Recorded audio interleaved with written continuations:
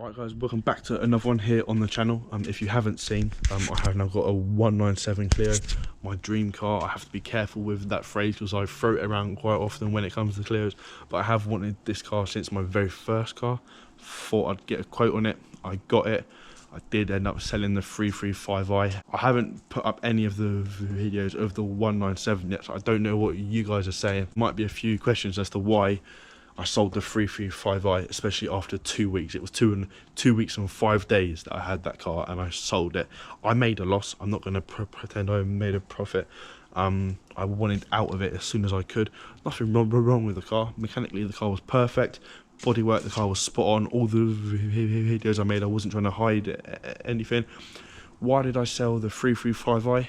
Simple answer. Running cost, I think, is a good phrase. Mainly fuel. I'm not going to pretend like the fuel wasn't crippling me.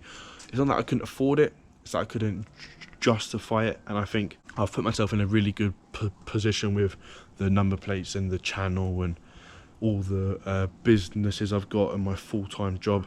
It would be a shame to throw that away on a car that looks like a generic 3 Series. Yes, this looks like a generic Clio. I'm not trying to say that. But I have a passion for this car, and I'd rather spend the money on this car than on a car my heart wasn't really in. The idea of a 335i is amazing, and to be honest, if I got one like the coupe or the convertible, I'd probably keep it or still have it for a bit more than I did with the other one. It was a touring. It was a big step up from a Fiesta to a touring. It wasn't even a 24-hour plan either. It was done like from the Sunday afternoon to the Monday morning. There was no planning at all. I enjoyed the car. I'm not going to say I didn't enjoy the car, but do I regret it? Yes and no. No, because I'm glad I ticked it off. I'm glad I scratched the itch as such. If I could turn back time, I probably wouldn't, because I learned from it, and I think there's always a positive to take from things. It's just about how you look at it. But yeah, I did sell the 335i after 2 weeks. My insurance was going to come out at like 3 grand, 3.5 grand. I can't justify it on a car like that. Like, it was a proper granddad car. As cool as that was, I'm 20. I don't need a granddad car. So yeah, hopefully that clears up some confusion if there was any. My intention with the 335i was not to flip it. It was, as I said, I made a heavy loss. I'm not going to pretend otherwise, but we bounce back, we grow, we learn from the situation.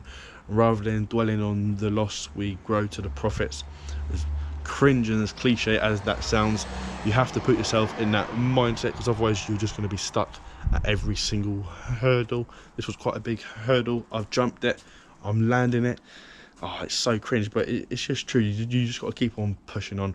I've got a car that I love. I've got a car that I intend to keep for a long time, if not forever. And cars are a big thing for me, so I'm glad I have one that I'm happy with. It only took me 8 cars to find one that I like. So yeah, hopefully you've enjoyed. If you have, leave a like and subscribe, comment your thoughts, any suggestions, any improvements, and hopefully I'll see you again. Cheers.